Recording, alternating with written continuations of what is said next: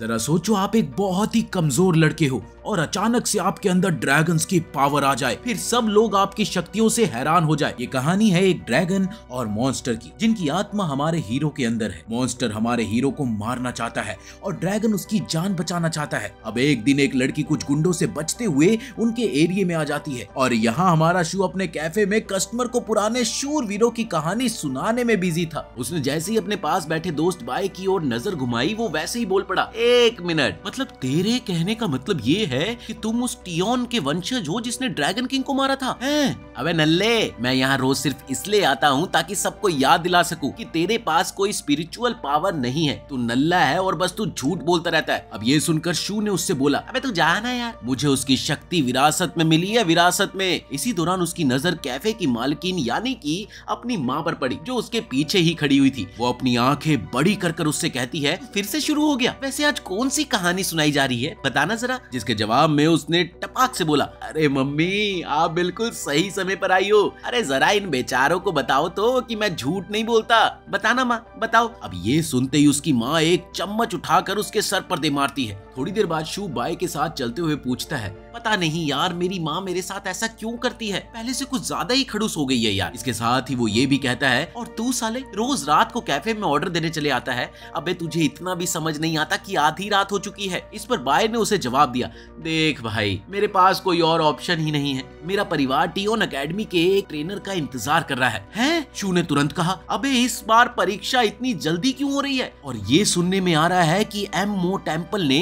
हमारे गांव में जासूस भेजे हैं, ये सच है क्या? इस पर बाय ने उसे बताया, पता नहीं यार, लेकिन बहुत लोग ऐसा कर रहे हैं। और जहाँ तक 10 साल पहले की लड़ाई की बात है ना, सुना है ड्रैगन किंग हारा जरूर था, लेकिन वो अभी भी जिंदा है और तभी से एमओ टेम्पल मौका ढूंढ रहा है वापस आने का। शायद इसी वजह से टियोन एकेडमी ने इस बार परीक्षा जल्दी रखी होगी। और हाँ, एक और बात, गांव में जासूस भी हो सकते हैं। अब ये सुनकर शू ने बड़े ही फिल्मी अंदाज में जवाब दिया, ये मेरी जिंदगी का फाइनल मौका है, क्योंकि हीरो हमेशा युद्ध में ही जन्म लेते हैं, समझा? और अब ये बारी मेरी है कि मैं अपने सपने सच करूं। बस फिर क्या था, ये सुनते ही बाय ने उसे थप्पड़ मारते हुए कहा, अबे ओ साउथ के नल्ले सुपरस्टार, वो भी वो बंदा जिसके पास कोई स्पिरिचुअल शक्ति नहीं है। एक बात बता, वो आखिर हीरो कैसे बनेगा जिसके पास कोई स्पिरिचुअल शक्ति ही नहीं है? तुझे क्या लगता है कि ये परीक्षा इतनी आसान होगी? अबे इसमें तो मरने के चांसेस भी 30% है, 30%। और जहां तक मुझे लगता है ना, तेरे जैसों का तो इसमें मरना पक्का ही तय है। अब ये सुनकर शू ने जवाब दिया, हो गया तेरा, देखा मैं तुझे अपनी ताकत दिखाता हूँ। इसके साथ ही वो अपनी स्पिरिचुअल एनर्जी यूज करने की बड़ी कोशिश करता है, लेकिन बेचारा हर बार नाकाम रह जाता है। ये देखकर बाय ने हंसते हुए कहा, ओ मेला बाबू थक गया, अबे तेरा ये तमाशा ना मैं 100 बार से भी ज्यादा देख चुका हूँ। इस दौरान उन्हें कुछ परछाइयां दिखाई दी, जिसके बारे में बाय का मानना था कि ये जरूर एमओ टेम्पल के जासूस होंगे। अब ये सुनकर शू उस पर कुछ सामान फेंक कर चिल्लाते हुए कहता है कि आखिरकार मेरा सपना पूरा होने जा रहा है। और अगले ही पल वो वहां से 9-2-11 हो गया। इधर थोड़ी ही देर में उसने पेड़ पर चढ़कर 4 परछाइयां देखी और ये हिसाब लगाया कि मैंने 4 परछाइयां देखी, मतलब ये लोग किसी का पीछा कर रहे थे। इसके साथ ही वो 3 लोगों को दौड़ते हुए देखकर पेड़ से कूदकर उनके पीछे हो लिया। दौड़ते दौड़ते उसे जंगल में एक हरे रंग की चमक दिखी, जिसे देखकर वो इस सोच में पड़ गया कि बे ये क्या बवाल चीज है, मैंने ऐसा पहले तो कभी नहीं देखा। क्या पता ये ओटी टेम्पल का कोई सदस्य हो। हाँ, एक बार मुझे खुद चेक कर लेना चाहिए। वो तेजी से उस रोशनी की ओर दौड़ता है और वहां पहुंचकर उसने देखा कि एक लड़की उस हरी रोशनी के बीचों बीच खड़ी है और वहीं थोड़ी ही देर में वो 3 लोग भी उसके पास पहुंच गए। इसी बीच उनमें से एक ने कहा, उफ उफ उफ, अरे ओ बेवकूफ लड़की, पता है कितनी देर से तुम्हारा पीछा कर रहे हैं,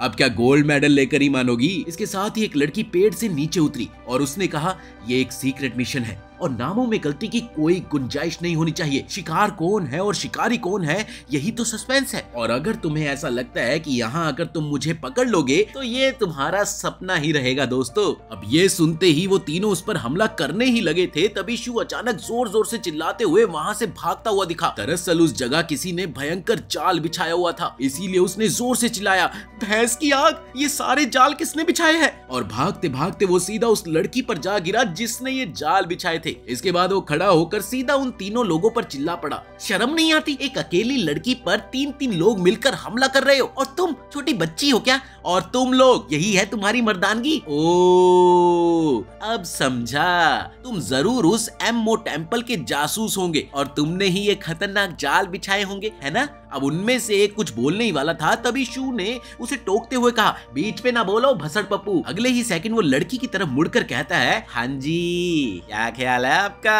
एकदम हीरो जैसा दिखता हूँ ना मैं, लेकिन तुम टेंशन न लो, मैं सब कुछ संभाल लूंगा। फिर वो उन तीनों से कहता है, अबे ओ लपड़ झंडुओं, अगर अपनी जान प्यारी है ना तो अभी यहाँ से भाग जाओ। मैंने शहर के टियोन अकेडमी को सूचित कर दिया है और वो किसी भी पल यहाँ पर पहुँचने वाले हैं, वरना पैंट गीली हो जाएगी तुम्हारी। इसी बीच एक बंदे ने फिर से बोलने की कोशिश की, लेकिन चूर ने उसे फिर से टोक दिया, बस अब एक शब्द और नहीं। अभी वो उसे धमका ही रहा था कि इतने में उसके पीछे से एक विशाल फूल ने उस पर हमला कर दिया और इस दौरान वो लड़की मौके का फायदा उठाकर वहां से 9-2-11 हो गई। वो सीधा जंगल की ओर भागती है और जहां उसकी मुलाकात एक ऐसे आदमी से हुई जिसका नाम शेर था। वहां शेर ने उससे पूछा, अब टियोन के बारे में काम है पार्शियल की और लड़की के ये कहने पर कि वहाँ सुरक्षा गार्ड की संख्या बढ़ा दी गई है, उसने तुरंत उसे एक नया मिशन दिया जिसमें उसे परीक्षा में शामिल होने की बात कही। इस पर लड़की ने उससे पूछा, क्या मुझे वहाँ पर गड़बड़ी फैलानी है? नहीं, तुम्हारा काम बस उस परीक्षा में शामिल होना है और साथ ही एकेडमी के अंदर घुसपैठ करना है ताकि हम ड्रैगन किंग की छिपने की जगह का पता लगा सके।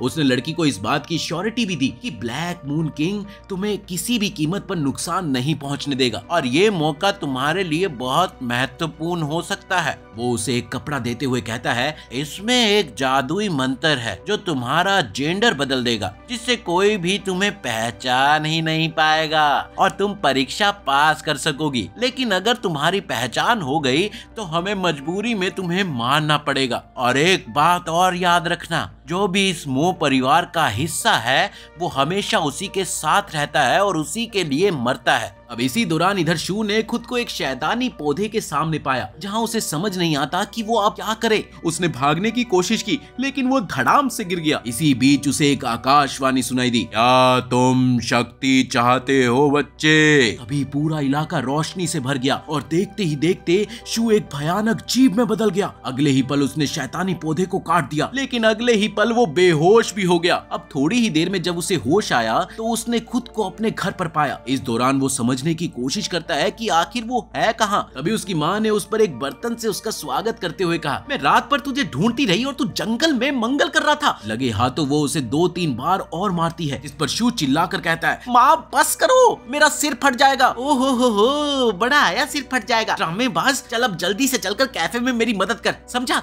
इस पर शू बुरी तरह से किलस गया और उसने कहा, माँ पर मुझे तो वो आज टियोन की परीक्षा देनी है ना, तो मैं जाऊं? अब ये सुनकर उसकी माँ ने उसे कहीं भी जाने से साफ मना कर दिया, लेकिन आखिर में जब वो नहीं माना तब वो उसे रस्सी से बांधकर बाजार चली गई। इधर थोड़ी देर बाद ही पता नहीं कहां से बाय वहां आ गया और वो शू को बंधा हुआ देखकर जोर जोर से हंसने लगा। वो उसे छेड़ते हुए कहता है, हाँ भाई मेरे साउथ के सुपरस्टार, कोई मदद चाहिए क्या?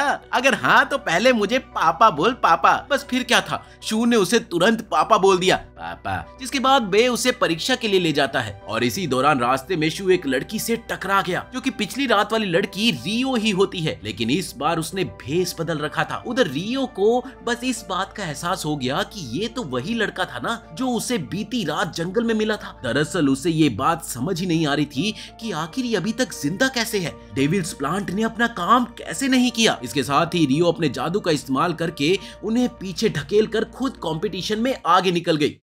वहीं धीरे धीरे बाकी सब प्रतियोगी भी वहां पर पहुंच गए जहां परीक्षा देने वाली ट्रेनर नियमों की घोषणा करती है। अब इधर रियो शू को देखकर सोचती है, मुझे इसे जीतने से रोकना होगा वरना मैं पकड़ी जाऊंगी। वहां कंपटीशन हेड नियमों को समझाने के बाद ये घोषणा करती है कि पहला टेस्ट परसेप्शन का होगा जो कि एक जंगल में आयोजित किया जाएगा और जो कि ऑडो जीवों से भरा होगा। इतना ही नहीं, प्रतिभागियों को अपने स्पिरिचुअल एनर्जी का उपयोग करके इन जीवों को ढूंढना और उन्हें पकड़ना होगा। होगा और सभी का असली लक्ष्य होगा रैंक 3 या उसके ऊपर के ऑर्डन को पकड़ना। इसके साथ ही उसने एक पोर्टल खोल के ये बताया कि परीक्षा के इस लेवल में सिर्फ पहले 200 प्रतिभागी ही पास होंगे, और ये कहकर वो सभी को जंगल की ओर ले जाती है। अब उधर जंगल में घुसते ही सभी प्रतिभागी ऑडमॉन जीवों की तलाश शुरू कर देते हैं। इधर शू कुछ समय तक जंगल में घूमता रहा और आखिरकार उसे एक ऑडमॉन जीव दिख गया। लेकिन जैसे ही शू ने उसे देखा, उसकी पीठ पर एक अजीब सा निशान बन गया, जिसे देखकर वो जीव डर के मारे वहां से उल्टे पैर भाग गया। इसके बाद वो एक और जीव खोजता है, लेकिन हर बार जैसे ही कोई जीव उसके पास आता है,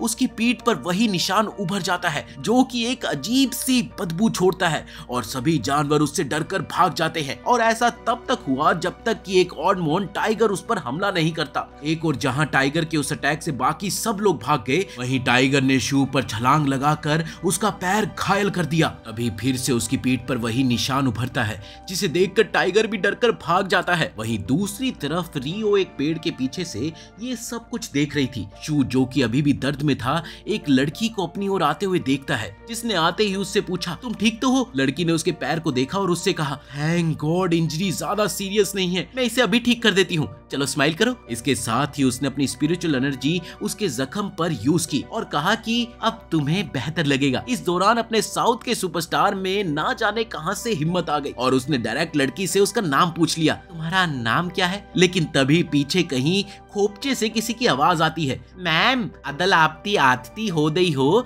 तो तुरंत तो ऑडमॉन पकड़ने में मदद करो ना। जिसे सुनते ही वो लड़की वहां से चली गई। इसी बीच टाइम की घोषणा होती है कि 119 प्रतिभागी पास हो चुके हैं और अब सिर्फ 9 स्थान बचे हैं। ये सुन शुरू में तो सू सोच में पड़ गया कि वो अब करे तो करे क्या, लेकिन फिर वो एक प्लान बनाता है। उसके प्लान के मुताबिक वो टाइगर के लिए एक जाल बिछाएगा, जिसके लिए उसने अपनी शर्ट से एक डमी बनाया, जिससे टाइगर को वही गंध आने लगी और वो उससे दूर भागे। फिर वो खुद और भी गंदी बदबू फैलाकर पास खड़ा हो जाता है, ताकि टाइगर उस डमी से दूर भागे और उसके जाल में गिरकर फंस जाए। आखिरकार हुआ भी कुछ ऐसा ही और फिर प्लान काम कर गया। टाइगर सच में जाल में गिर गया। इसके बाद शू उस पर बड़ा सा पत्थर मारकर उसे बांधता है और खींचते हुए फिनिश लाइन की तरफ ले जाने लगता है। पता नहीं क्यों ये ऑडमॉन मुझसे डरते हैं। मेरे सिर पर कोई सींग तो लगा हुआ है नहीं ना, पर छोड़ो, इससे क्या ही फर्क पड़ गया, मैंने तो भाई अपने हिस्से का एक तो पकड़ ही लिया। अब दूर खड़ी रियो पेड़ से ये सब कुछ देख रही होती है और अगले ही पल उसने टाइगर पर कुछ जादुई पत्ते फेंक दिए, जिससे कि वो एक छोटे से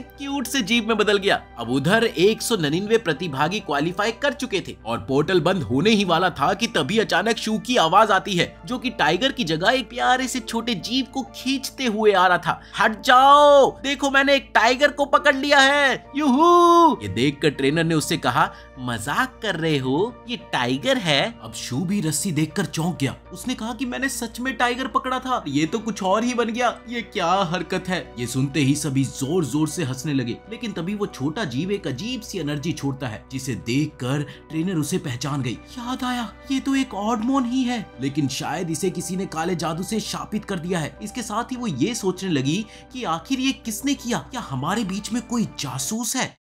अगले ही पल ट्रेनर ने शू से कहा, तुम अस्थायी रूप से इस राउंड में पास हो, लेकिन हम उस टाइगर की जांच करेंगे। अगर वो नकली निकला तो बिना किसी बहस के हम तुम्हें डिस्क्वालीफाई कर देंगे, समझ गए। इसके बाद वो एक नया पोर्टल खोलती है और क्वालिफाई करने वालों को एक एक करके अगले टेस्ट की ओर भेजती है। उधर रियो मन ही मन इस सोच में लग गई कि अगली बार मैं उसे इतनी आसानी से बिल्कुल नहीं छोड़ूंगी। अब सभी अगले टेस्ट की जगह पर पहुंचते हैं और इस दौरान ट्रेनर ने अनाउंसमेंट किया कि ये है एबेस ब्रिज और अब से टेस्ट और भी मुश्किल होने वाला है। दोस्तों, तुम्हारे पास अभी भी मौका है, जो चाहे वो अभी भी पीछे हट सकते हैं, लेकिन जो 50 प्रतिभागी सुबह सूरज उगने से पहले मेरे साथ पास के स्थान तक पहुंच जाएंगे, वही लोग इस राउंड के विजेता कहलाएंगे। और इसके साथ ही टेस्ट शुरू हो गया। इस दौरान कुछ प्रतिभागी दौड़ते हुए पुल की ओर भागने लगे। तभी बाय शू से पूछता है, तुम उनके साथ क्यों नहीं दौड़ रहे हो? छोटे, टेस्ट इतना आसान नहीं होगा। देखो, ट्रेनर खुद अभी पुल पार नहीं कर रही, हमें देखना होगा कि वो कैसे चलती है और फिर उसी तरह से हमें आगे बढ़ना होगा।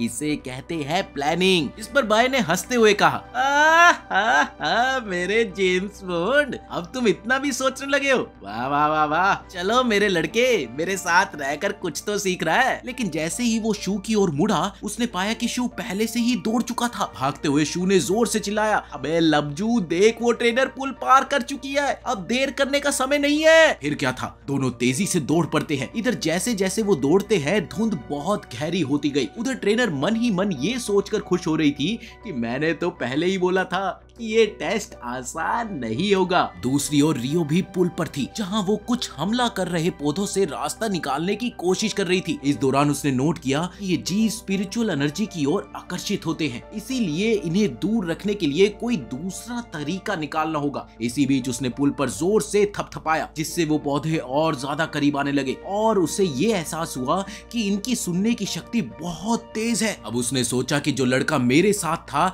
वो रस्सी के सहारे पुल पार कर गया। इट मींस शायद मैं इन पौधों की एनर्जी जो कि भूख है उसका इस्तेमाल कर इन्हें रास्ते से हटा सकती हूँ। उधर शू और बाय तेजी से पुल को पार कर रहे थे, लेकिन तभी उनका रास्ता कुछ जीवों ने रोक रखा था। उन्होंने देखा कि कुछ और कंटेंडर्स चुपचाप रेंगते हुए पुल को पार कर रहे थे। ये देखकर बाय ने शू को सुझाव दिया, ओए ओए देख देख देख, हमें भी ऐसे ही करना चाहिए, वो भी बिना आवाज किए। इसके साथ ही सभी चुपचाप रेंगते हुए आगे बढ़ गए। इधर रियो ने अपनी स्पिरिचुअल एनर्जी का एक तगड़ा ब्लास्ट किया, जिससे एक बहुत बड़ा मॉन्स्टर उनके सामने आ गया और साथ ही उसने सबके रास्ते को रोक दिया। अब एक तरफ जहां छोटे जीव पीछे से बाकी कंटेंडर्स पर हमला कर रहे थे, वहीं वो बड़ा मॉन्स्टर आगे वालों का रास्ता रोककर खड़ा हो गया। इस दौरान कुछ कंटेंडर्स मॉन्स्टर पर हमला करने की कोशिश करते हैं, लेकिन उस मॉन्स्टर ने अगले ही पल उनके हमलों से भी ज्यादा पावरफुल वार कर दिया। इसी बीच ट्रेनर पुल के अंत तक पहुंच गई, जहां उसे दो और लोग अपने पीछे आते हुए दिखाई दिए, रियो और वो लड़का जो रस्सी से पार आया था। उसने मन ही मन खुश होते हुए ये सोचा कि इस साल दो बड़े कंपटीशन आए हैं। वो दोनों को बधाई देते हुए उनसे कहती है, तुमने इतनी मुश्किलों के बावजूद टेस्ट पूरा कर लिया, अब आप दोनों आराम करो,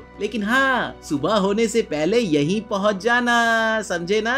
उधर रियो मन में सोचती है कि मुझे हर हाल में उस शू को क्वालिफाई करने से रोकना होगा। इधर शू को मॉन्स्टर ने पकड़ लिया और वो बेहोश हो गया। थोड़ी देर बाद जब वो होश में आया तो उसने बोला, मैं कहाँ हूँ, क्या मैं मर गया? उसके चारों ओर एक तेज रोशनी थी। तभी अचानक उसे एक विशाल जीव की तेज आवाज सुनाई दी, जिसे सुनकर वो तुरंत उठ गया और खुद को बेहद अजीब सी जगह पर पाता है। अरे क्या ये नर्क का द्वार है? इसी बीच उसे एक बेहद डरावना मॉन्स्टर दिखा, जिसने उससे बस इतना सा कहा, आलिए रे आलिए, तू मुझे भूल गया दिखे। ये सुनकर शू को याद आता है कि जब डेविल्स फ्लावर ने उस पर हमला किया था, तब ये मॉन्स्टर उसके साथ था। उसने फौरन जवाब दिया, तुम वही हो ना जो डेविल्स फ्लावर अटैक के समय मेरे साथ में थे? अब ये सुनकर राक्षस हंसते हुए बोला, तो भाई साहब ने आखिरकार पहचान ही लियो। वैसे बहुत टाइम से हम मिले भी तो नहीं, लेकिन भाई साहब इससे कोई फर्क नहीं पड़ता कि तुम मुझे पहचानो या ना पहचानो। वो बात इसी है कि बहुत से आदमियों ने मेरी शक्ति की पहचान ना थी, वो मेरे ते डरे करते डरे, इसीलिए तो उन्होंने मुझे तुम्हारे भीतर सील कर दिया। पर भाई साहब अगर तुमने ये सील तोड़ दी तो मेरी पूरी शक्ति तुम्हारी हो जाएगी, फिर तो मौज ही मौज, और तुम अपने दोस्तों की भी मदद कर सको हो, समझ गए? इसके साथ ही शू को सब कुछ याद आने लग गया। हम एबिस ब्रिज पर भी थे। ये सुनकर राक्षस ने कहा, 7 करोड़, मेरा मतलब बिल्कुल सही कहा जी। चलो ये फटाफट इस सील पर हाथ रखो, क्योंकि बिना स्पिरिचुअल एनर्जी के तुम कुछ नहीं कर सकते। ये सुनते ही शू को सारी बात समझ आ गई। ओहो, अब समझ आया, अगर मैं इस सील को छूऊं तो मुझे सीधी शक्ति मिलेगी। उसने राक्षस से कहा, ठीक है, मैं तुम पर भरोसा करता हूँ। इधर जैसे ही वो अपना हाथ सील की ओर बढ़ाने लगा, मॉन्स्टर की एक्साइटमेंट बढ़ने लगी।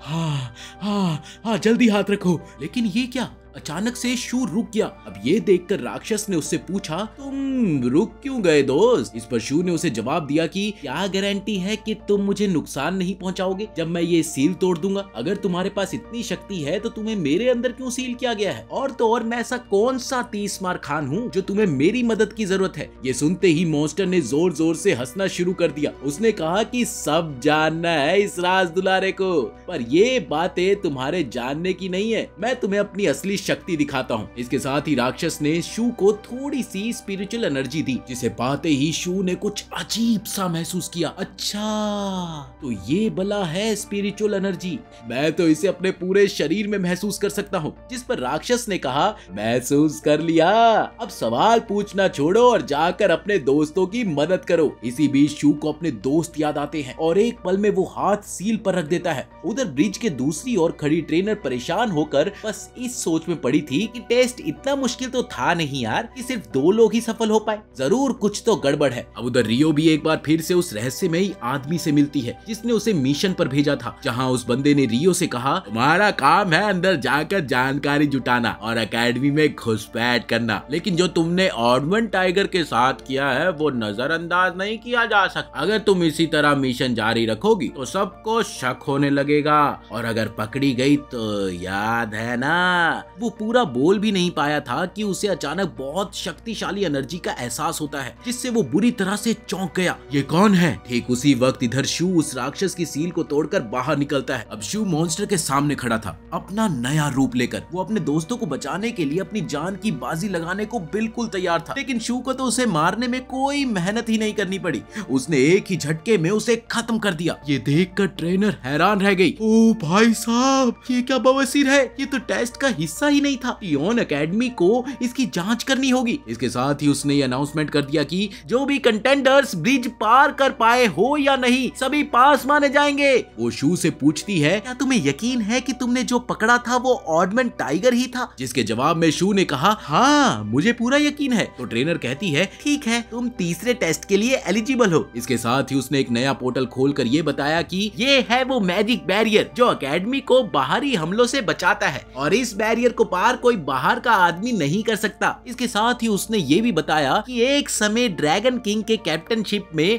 टेम्पल ऑफ मऊ ने हमारी एकेडमी पर हमला किया था, जो कि दुनिया की सबसे भयानक लड़ाई थी। सबसे भयानक। हमारे योद्धा बहादुरी से लड़े, पर एक के बाद एक सैनिक गिरते चले गए और आखिरकार एकेडमी मास्टर ने ड्रैगन किंग को सील करके युद्ध जीत लिया। लेकिन इस भयानक हमले से हमारी सिटी टियोन पूरी तरह से बर्बाद हो गई। इसके बाद एकेडमी प्रेसिडेंट ने एक 3 परतों वाला जादुई कवच बनाया जो आज तक हमें सुरक्षित रखे हुए है। अब उधर थोड़े समय बीत जाने के बाद ट्रेनर ने अनाउंस किया कि अब से आप सभी को एक नया गुरु मिलेगा। ये सुनकर सभी ऐसे खुश हो गए जैसे उन्हें ये एग्जाम पास करने की चाबी मिल गई हो। लेकिन जैसे ही सबने सामने नीचे की ओर देखा, सबकी तशरीफें फट के 4 हो गई, क्योंकि उनके सामने से एक 1.5 फुटिया बंदा चला आ रहा था। उसने आते साथ बड़े ताव में अपना इंट्रो दिया, राम राम लाडलो, मैं हूँ थारा गुरुजी और मेरा नाम है डो। ये सुनकर राम निवास का लोंडा अपनी हंसी नहीं रोक पाया।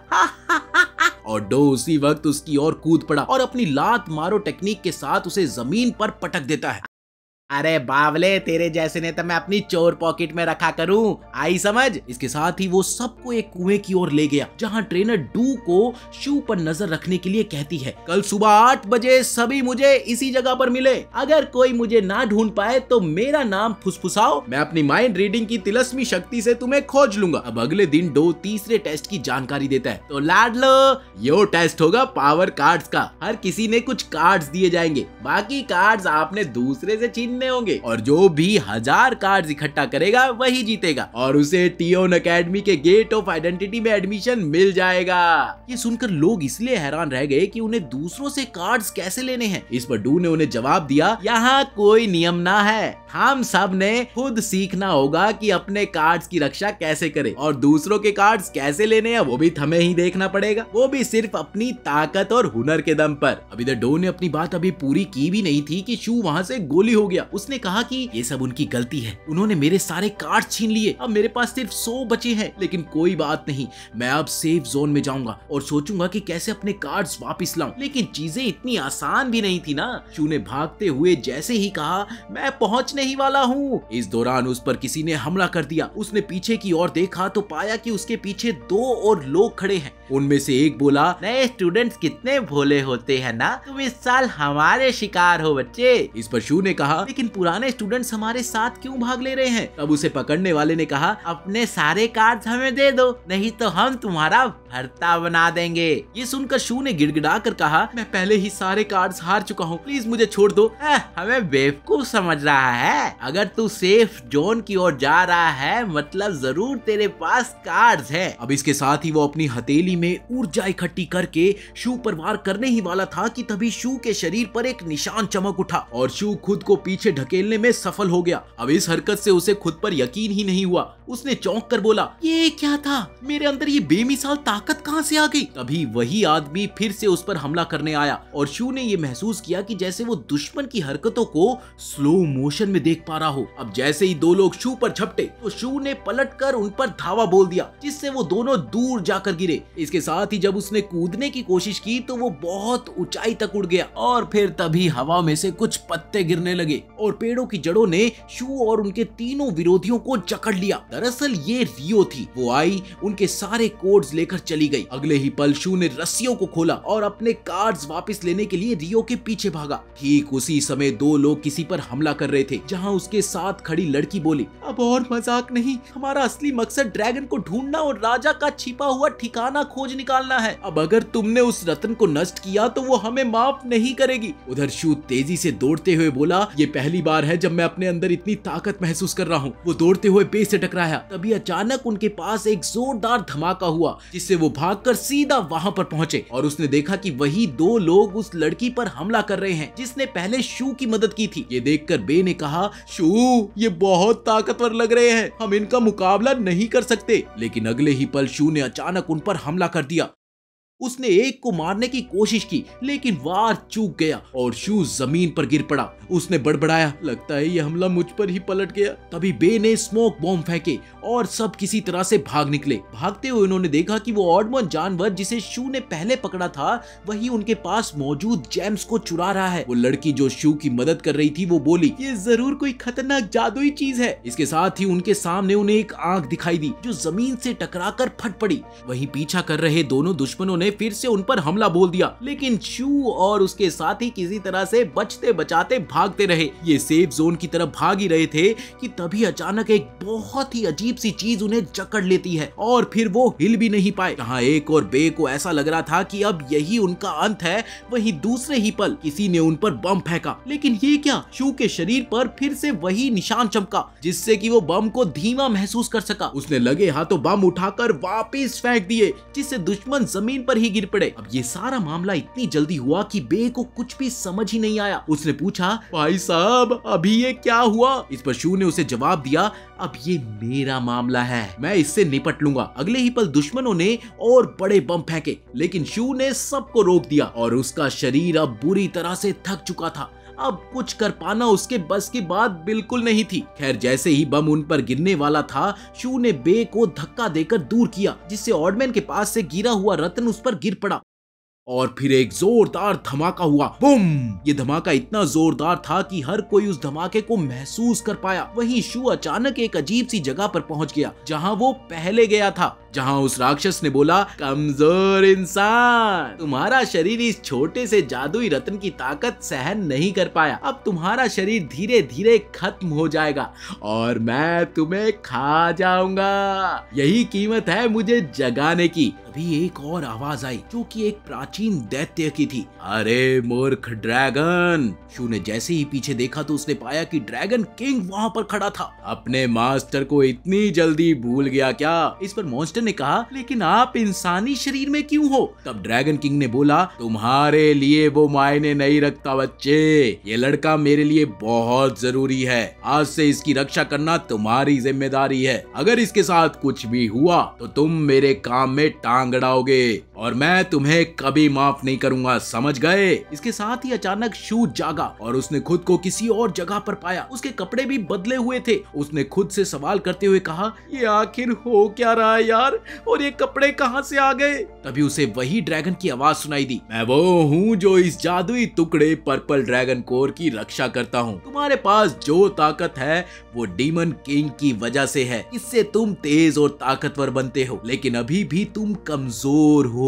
तुम्हारा शरीर इस ताकत को झेल नहीं सकता, इसलिए मैंने तुम्हारे शरीर को ठीक किया और तुम्हें थोड़ी सी ताकत दी है। इसके साथ ही मॉन्स्टर वहां से गायब हो गया। वहीं दूसरी ओर वो दोनों लोग जो पहले रतन के साथ थे, उन्होंने शू को देख लिया। वो रहा, हमें आखिरकार अपना निशाना मिल गया। जरूर यही वो लड़का है जो ड्रैगन वाली पोशाक में है। हमें इसे जिंदा पकड़ना है। कह के लेंगे उसकी। हाँ, वो उस पर हमला करने ही वाले थे कि अचानक बिजली गिरी, जिससे उन्हें जोरदार झटका लगा। उन्होंने देखा कि उनका टीचर सामने खड़ा था, जिसने बोला, तुम लोग सेफ जोन में लड़ रहे हो, ये नियमों के खिलाफ है। तभी उनमें से एक ने पूछा, लेकिन ये सेफ जोन में कैसे आ गया, जबकि हम तो इसके पीछे पीछे ही थे? इस पर शू ने बोला, बिल्कुल आसान है। जब बड़ा धमाका हुआ था तब हम लोग उड़ते हुए सीधा सेफ जोन में आ गए थे, समझे मेरे संता बनता? ये सुनकर वो दोनों भाग गए। तभी बे ने शू से पूछा, सच सच बताओ शू, उस जादुई टुकड़े की ताकत तुम्हारे पास कैसे आई? अब इस पर शू जवाब देने ही वाला था कि तभी टीचर बोला, परीक्षा खत्म होने में बस 5 मिनट बचे हैं, अगर लेट हुए तो फेल हो जाओगे। पर मेरे पास तो एक भी कार्ड नहीं है।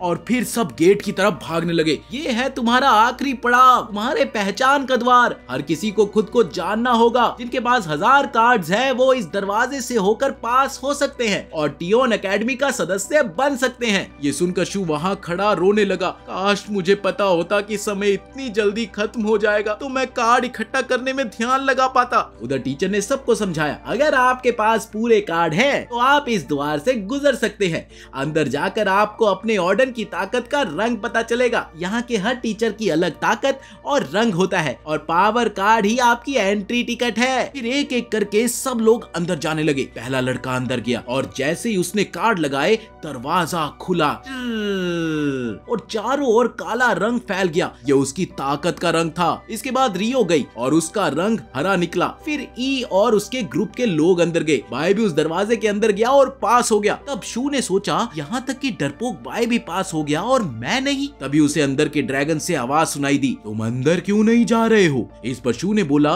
किसी ने मेरे सारे कार्ड्स चुरा लिए, अब मैं अंदर कैसे जाऊं? ड्रैगन ने कहा, अपनी बेल्ट देखो, जब तुमने उन 2 लोगों को हराया था तब एक चीज तुम्हें इनाम के तौर पर मिली थी और ये हमारे नए रिश्ते की निशानी है। इस पर शू ने बोला, पर अंदर जाने के लिए 1000 कार्ड्स चाहिए मेरे भाई, ये बेल्ट किस काम की? ये सुनकर ड्रैगन भड़क गया। उसने धमकाते हुए बोला, तुम्हें पता नहीं कि तुम किससे बात कर रहे हो? मैं बैंगनी ड्रैगन हूँ। अब इस पर शू ने बोला, मुझे विश्वास नहीं है, मुझे तो ये भी नहीं पता कि तुम कहाँ से आए हो। बस इतना सुनने की ही देर थी कि ड्रैगन आग बबूला हो गया। उसने बोला, मुझे यकीन नहीं हो रहा कि मैंने तुझ जैसे नल्ले पर भरोसा किया। गलती हो गई भाई साहब, बहुत बड़ी गलती हो गई। नहीं नहीं नहीं नहीं, अरे गुरुजी मैं तो मजाक कर रहा था, अभी जा रहा हूँ, ये देखो। इसके साथ ही वो दरवाजे पर पहुंचा जहाँ सब उस पर हंसने के लिए तैयार खड़े थे। जैसे ही शू ने कार्ड रखा दरवाजा खुला और वो अंदर चले गया। जब वो बाहर आया तो दरवाजे पर लिखा था कि कार्ड की संख्या 0, स्पिरिचुअल कार्ड 1 और उसने वो सफलतापूर्वक पास कर लिया था, रंग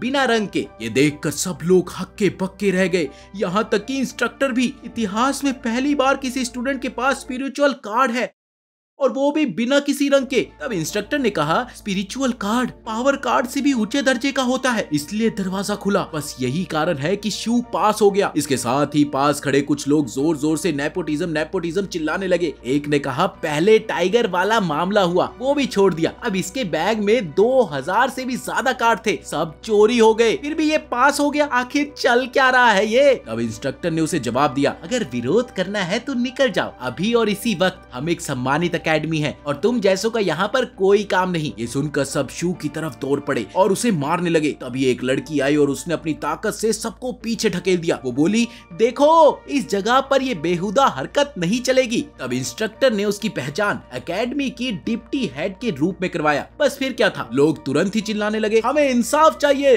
हमें इंसाफ चाहिए, शू ने चीटिंग की है और एकेडमी उसकी मदद कर रही है। जिस पर डिप्टी हेड बोली, देखो पहली बात तो ये है कि शांति रखो और दूसरा ये कि पहचान का द्वार एकेडमी का सबसे ट्रांसपेरेंट और सर्वोच्च नियम है। इस पर किसी को भी सवाल करने की इजाजत बिल्कुल नहीं है। जिन लोगों ने उस द्वार को पार कर लिया है वो अब एकेडमी का सदस्य है और उनका सम्मान करना जरूरी है। इसके साथ ही वो शू और बे से बोली कि ये आखिरी वार्निंग है, अगली बार बात नहीं सीधा निकाल दिए जाओगे, समझे। इसके साथ ही उसने इंस्ट्रक्टर से शू का ख्याल रखने के लिए बोला और वहाँ से चली गई। इसका ख्याल रखना। उस रात रियो हमेशा की तरह उस आदमी से मिलने के लिए गई, जहाँ उस आदमी ने बधाई देते हुए कहा, बधाई हो, तुम अब एकेडमी की असली सदस्य बन गई हो। पर मेरे पास एक बड़ी खबर है, हमें पता चला है कि डीमन किंग किसी शू नाम के लड़के के अंदर है। ये सुनकर रियो हैरान हो गई।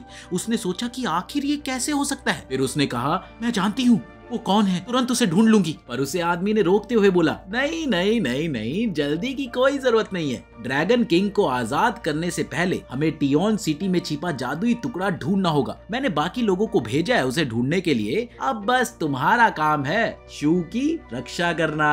हाँ। अब अगले दिन शू और बे एकेडमी की ओर जा रहे थे, तभी उनका इंस्ट्रक्टर उन्हें रोक कर बोलता है, इस स्टेज में तुम 3 मुख्य चीजें सीखोगे। पहली हर्बल मेडिसिन यानी कि जड़ी बूटियां वाली दवाइयां, और दूसरी कॉम्प्रिहेंसिव ट्रेनिंग और जादू की कुछ बेसिक जानकारी। और मैं हूँ तुम्हारा हर्बल मेडिसिन का टीचर। अब इसके साथ ही उसने उन्हें कुछ ज्ञान देना शुरू किया। मैं तुम में से एक को ग्रुप लीडर चुनूंगा। इसी बीच एक स्टूडेंट जिसका नाम लिन था हाथ उठाकर बोला, सर मैं नेता बनना चाहता हूँ। जिस पर इंस्ट्रक्टर ने बोला, बहुत अच्छे बहुत अच्छे, अब से तुम सबके जिम्मेदार हो। अब अपनी यूडी डीमन हथियार का चयन करने चलते हैं। इसके बाद सब लोग इंस्ट्रक्टर के पीछे पीछे चलने लगे। वो उन्हें गेट तक ले गया जो किसी दूसरी जगह तक जाता है। अब इंस्ट्रक्टर ने कहा, इन टापू पर हथियार रखे गए हैं, हर कोई अपनी ताकत के रंग के अनुसार उस टापू पर जाएगा। तुम्हारा सिलेक्शन तुम्हारे लक पर निर्भर करेगा दोस्तों, लेकिन सही हथियार तुम्हारे फ्यूचर यानी कि भविष्य के लिए भी बहुत ज्यादा फायदेमंद होगा। फिर उसने दरवाजे खोल दिए और सबको अपने रंग के टापू की ओर जाने के लिए कहा। अब सब लोग अपने अपने टापू की ओर चले गए, लेकिन अपने शू का रंग, वो तो कोई रंग था ही नहीं ना। अब जैसे ही वो अंदर गया वो किसी एक अलग ही टापू पर पहुंच गया, जहाँ उसे चारों ओर देखने पर कुछ भी नहीं दिखा। हाँ, बस एक पुराना सा घर था। तो उसने सोचा, अरे यार, बिना रंग वाले को तो सबसे ताकतवर बता रहे थे, फिर मैं ऐसी सुनसान जगह पर क्यों आया हूँ। उसने जैसे ही नीचे देखा तो कुछ छोटी छोटी लपटे नाच रही थी। वो उन्हें देखता रहा और पाया कि वो आपस में लड़ रही है। अब शू ने उन्हें रोका और कहा, देखो तुम लोग गलत तरीके से खेल रहे हो। फिर उसने उन्हें कुछ टिप्स दिए। अब उसके टिप्स से अगली टीम तो जीत गई और सबने जश्न मनाया। फिर उन्होंने पीछे देखा और शू को खड़ा पाया। अब एक ने पूछा, भाई तू कौन है। इस पर शू ने बोला, मैं यहाँ का एक नया स्टूडेंट हूँ, अपना एमोन हथियार लेने आया था, लेकिन तुम लोग रास्ते में मिल गए तो सोचा तुमसे ही मिल लूं। अब ये सुनकर एक फ्लेम बोली, मुझे इसमें कोई स्पिरिचुअल एनर्जी नहीं दिख रही। तभी दूसरी ने भी टपक से बोला, क्या तू सच में रंगहीन हो। दरअसल हम इस टापू के गार्डियन स्पिरिट्स हैं। यहाँ बहुत समय बाद कोई आया है, आखिरी बार कोई फांग नाम का आदमी आया था। इस पर शू ने बोला, मुझे वही हथियार चाहिए जो फांग के पास था। ठीक है, एक डील करते हैं, अगर तुम हमें गेम में हरा दोगे तो हम तुम्हें वही हथियार देंगे। ओके, बिल्कुल वही हथियार। तो शू ने जवाब दिया, बिल्कुल, मैं तो बचपन से ये गेम खेलता आ रहा हूँ, चलो शुरू करें। अब उधर दूसरी तरफ बाकी के स्टूडेंट भी अपने हथियार जमा कर रहे थे। वहीं शू ने भी जैसे तैसे उन लपटों को हरा दिया था। फिर एक फ्लेम ने उसे कुछ छोटी फ्लेम दी और बोली, इनमें से कोई एक चुनो। इस पर शू ने बोला, मुझे नहीं पता इनमें क्या है, कोई भी चुन लो, वही तुम्हारा हथियार होगा। ये सुनकर शू ने कुछ देर सोचा और फिर एक फ्लेम चुन ली और उस फ्लेम में उसे दरअसल एक लकड़ी का टुकड़ा मिला, जिसे देखकर बाकी सभी स्टूडेंट उस पर हंसने लगे। हा हा हा। तो इंस्ट्रक्टर बोला, कोई बात नहीं, अब सब अपने अपने कमरे में जाओ, चलो चलो जाओ जाओ जाओ, निकलो यहाँ से। शू उस लकड़ी के टुकड़े को लेकर अपने कमरे में गया और बोला, मैंने यार हर तरह से इसे परखा, ये तो बस एक लकड़ी का टुकड़ा ही है, लेकिन जब मैंने इसे चुना था उन प्राणियों का चेहरा दुखी सा क्यों हो गया था। तभी अचानक चीजों के गिरने की आवाज आई और सब लोग चौंक गए। दरअसल कुछ चोर अंदर घुसे थे और जैसे ही शू ने ऊपर देखा तो 2 चोर उसके सामने खड़े हुए थे।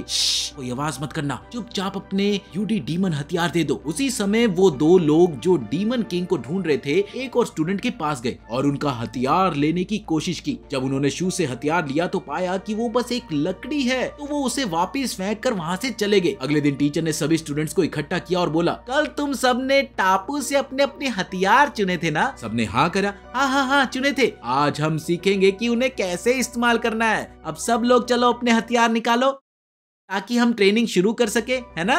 अब ये सुनकर सब एक दूसरे को देखने लगे और बोले, सर आपकी बात तो सही है, लेकिन एक प्रॉब्लम है, हमारे हथियार तो चोरी हो गए, सीनियर स्टूडेंट्स ने आकर उन्हें चुरा लिया। इस पर टीचर बोला, तुम सब बेवकूफ हो, यहाँ ताकतवर ही जीतता है, अगर अपनी चीजें बचानी है तो मजबूत बनो। उसने फिर से पूछा, किसी के पास अभी भी उसका हथियार है? तब 4 स्टूडेंट्स ने अपना हाथ उठाया, जिसमें रियो, उसका कॉम्पिटिटर बाय और शू थे। अब ये देखकर टीचर ने बोला, याद रखो, यहाँ सिर्फ ताकतवर ही टिकते हैं, अगर टिके रहना है तो खुद को ताकतवर बनाओ, बाकी जिनके हथियार चोरी हो गए हैं वो कुछ और ढूंढो ट्रेनिंग शुरू करने के लिए। अब स्टूडेंट हथियार ढूंढने लगे, तभी टीचर चिल्लाया, रुको, ये है श्योर, पिछले 2 सालों का कॉम्बैट चैंपियन। अब हम असली फाइट शुरू करेंगे, 1 on 1 मुकाबला, ये तुम्हारी ट्रेनिंग में मदद करेगा। तभी सभी बोल पड़े, अरे यही तो वो है जिसने हमसे चोरी की थी। दरअसल जिससे श्योर ने कल चोरी की थी वो सामने आया और उसने लड़ने की कोशिश की, लेकिन श्योर ने उसे हरा दिया और बोला, सर मैं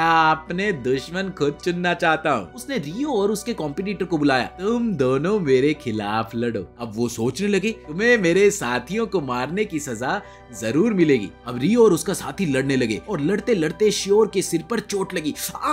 ये देखकर शू बाहर से चिल्लाया, मारो और इसे जोर से मारो। ये सुनकर श्योर शू की तरफ घुमा और बोला, अबे नल्ले, एक काम कर, अब तू और तेरा दोस्त भी लड़ाई में आ जाओ। और जैसे ही शू से लड़ने गया, उसे झटका लगता है और वो जमीन पर गिर पड़ा। अब वो सोचने लगा, मेरी ताकत कहाँ चली गई, मैं इसका इस्तेमाल क्यों नहीं कर पा रहा हूँ। अब उसने ऊपर देखा तो उसके अंदर का बैंगनी ड्रैगन दिखाई दिया, जिसने बोला, तुम हमेशा डीमन किंग की ताकत पर भरोसा नहीं कर सकते, लेकिन हाँ, तुम अपने ऑर्डन हथियार की ताकत इस्तेमाल कर सकते हो। तब शू ने कहा कि मुझे अपने ऑर्डन की ताकत इस्तेमाल करनी ही होगी। अब उधर रियो और उसका साथी श्योर से लड़ते रहे। रियो बोली, इसकी ताकत बहुत अजीब है, अरे कुछ तो गड़बड़ है। इस पर लड़का बोला, इसकी ताकत का रहस्य इसके चोगों के नीचे छिपा है, हर बार ये अलग तकनीक का इस्तेमाल करता है, हमें इसके कपड़े पर हमला करना होगा। उसने बे से कहा, कोई भी मौका मिले तो हमला जरूर करना। उधर जब शू ने पूछा, अरे मैं क्या करूं, मुझे तो बताओ। तब रियो उससे बोली, अरे तुम कहीं और खेलो, हम यहाँ बच्चों को संभालने के लिए नहीं आए हैं। अब ये सुनकर भी शू श्योर पर कूद पड़ा। अचानक उसके हाथ से एक तेज रोशनी निकली,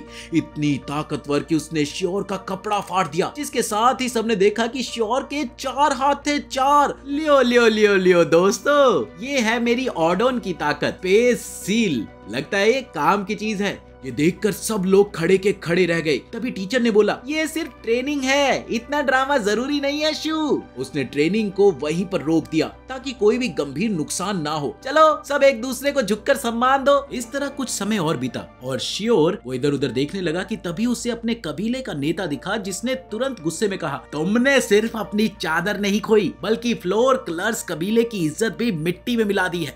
अब मैं तुम्हारे किसी झगड़े की शिकायत नहीं सुनना चाहता। जो काम तुम्हें सौंपा था उसका क्या हुआ, बस इतना बताओ। इस पर श्योर ने जवाब दिया, मैंने शू को ढूंढ लिया था पर फिर भी वो गायब हो गया। मजेदार बात तो ये है कि यहाँ पर शू एक उल्का पत्थर की बात हो रही है। श्योर ने बताया कि वो पहले उसे अपनी चादर में छुपाया करता था, लेकिन अब वो उसे मिल ही नहीं रहा। ये सुनते ही कबीले के नेता ने गुस्से में कहा, तुम जानते हो ना कि वो पत्थर हमारे कबीले के लिए कितना कीमती है, जानते हो नहीं? इस पर श्योर का जवाब था, जी हाँ, तभी मैं अब दोबारा उसे ढूंढने के लिए निकल रहा हूँ। अगले दिन सभी स्टूडेंट्स हर्बल मेडिसिन की ट्रेनिंग में लग गए, जहाँ टीचर ने उनसे कहा, तुम्हारी किताब में जिन पौधों का जिक्र है वो तुम्हें ढूंढना है और लाकर देने होंगे, और ऐसा करने के लिए तुम्हारे पास 2 घंटे हैं। 2-2 की टीम बनाओ और निकल जाओ। ये सुनते ही सब पल भर में जोड़ी बनाकर वहाँ से रफू चक्कर हो गए। वहीं एक अजीब सी घटना में शू की जोड़ी रियो के साथ बन गई। इस दौरान रास्ते में रियो ने शू को कहा, देख टोटल 8 पौधे हैं, 4 तुम ढूंढो और 4 मैं। इधर रियो पौधे ढूंढते ढूंढते एक पेड़ के पास पहुंची, लेकिन जैसे ही पास गई उसके साथ कुछ अजीब सा हुआ और वो वहीं जमीन पर गिर गई। अगले ही पल उठते ही वो इस अचंभे में पड़ गई कि ये मेरे साथ क्या हुआ। वो इधर उधर देखने लगी। अभी उसने देखा कि शू उसकी तरफ दौड़ता हुआ आ रहा है। उसने बड़े प्यार से उससे पूछा, क्या हुआ तुम्हें, तुम ठीक तो हो ना? जिस पर रियो ने झट से बोला, हाँ हाँ मैं बिल्कुल ठीक हूँ, मुझे तुमसे कोई मदद नहीं चाहिए। और ये कहकर वो वहाँ से चली गई। उधर जो लड़का हमेशा रियो से टक्कर लेता था वो एक पेड़ से ये सब कुछ देख रहा था। खैर 2 घंटे पूरे होते ही सभी स्टूडेंट्स वापस लौटे और अपने पौधे जमा किए। ये क्या? रियो के पास सिर्फ एक पौधा था जिससे टीचर ने उसे फेल अनाउंस कर दिया। लेकिन तभी भागते हुए शू ने जोर से आवाज दी, अरे रुको, मेरे पास पूरा थैला भर के पौधे हैं। ये सुनकर टीचर ने उसकी झोली देखी और दोनों को पास कर दिया। बस फिर क्या था, शू ने रियो से मुस्कुराकर कहा, मैंने तो कहा था ना, मैं पहाड़ों में पला बड़ा हूँ, थोड़ा समझदार हूँ, अगली बार से मेरी बात सुन लेना, समझी? उसी समय पीछे खड़े बे ने धीरे से बड़बड़ाया, लो अब तो मोहल्ले का नल्ला आशिक भी मुझसे ज्यादा नंबर ले आया। इस दौरान उसने कुछ लोगों की भीड़ देखी, जहां उसने पाया कि श्योर और फ्योर कलर्स कबीले के लोग शू को घेर चुके थे। श्योर ने उसे बड़े इत्मीनान से बोला, देख, तूने जो मेरी चादर से लिया था ना, वो लौटा दे, तभी माफी मिलेगी, समझा? ये सुनकर शू ने उससे बोला, भैया आपको कुछ गलत फहमी हुई है, मैंने तो कुछ लिया ही नहीं है, इस एग्जाम को इतना सीरियस ना लो। ये सुनकर श्योर गुस्से से लाल पीला हो गया। उसने शू को मारते हुए बोला, बेटा पिछली बार तो तू टीचर की वजह से बच गया, लेकिन आज तेरे से पूरा हिसाब लूंगा। अगर लड़ाई ही करनी है तो ठीक है, पर एक शर्त होगी, अगर तुम जीते तो मैं एकेडमी छोड़ दूंगा, लेकिन अगर मैं जीत गया तो तुम्हारा रूम मेरा। बोलो बोलो बोलो, डील डन, डील डन। कि तभी वहाँ पर टीचर आ गई और उसने शू से पूछा, क्या तुम सच में श्योर से भिड़ना चाहते हो? अब इस पर शू ने हाँ में सिर हिलाते हुए कहा, हाँ, और आप हमारी रेफरी होंगी। बस फिर क्या था, टीचर के इंस्ट्रक्शंस के साथ ही लड़ाई शुरू हो गई। जहाँ शू भागने लगा वहीं श्योर उसका पीछा करने लगा। इस दौरान खुद को कोसते हुए बस यही सोच रहा था कि माँ की आंख, मेरी ताकत तब क्यों नहीं आती जब मुझे उसकी सबसे ज्यादा जरूरत होती है। आज तो गया बेटा मैं। अभी उसे अंदर से बैंगनी ड्रैगन दिखाई दिया। ऐसा इसीलिए हो रहा है क्योंकि वो अपनी ताकत को कंट्रोल नहीं कर सकता। डीमन किंग की शक्ति बेशक उसके अंदर है, लेकिन वो उसे अपनी मर्जी से बुला नहीं सकता। अरे यार, फिर ये शक्ति कब आती है? शू ने ड्रैगन से पूछा, जिसके जवाब में ड्रैगन ने कहा, याद करो जब मैं पहली बार आया था। बस इतना ही बहुत था कि शू को ये बात तुरंत समझ आ गई।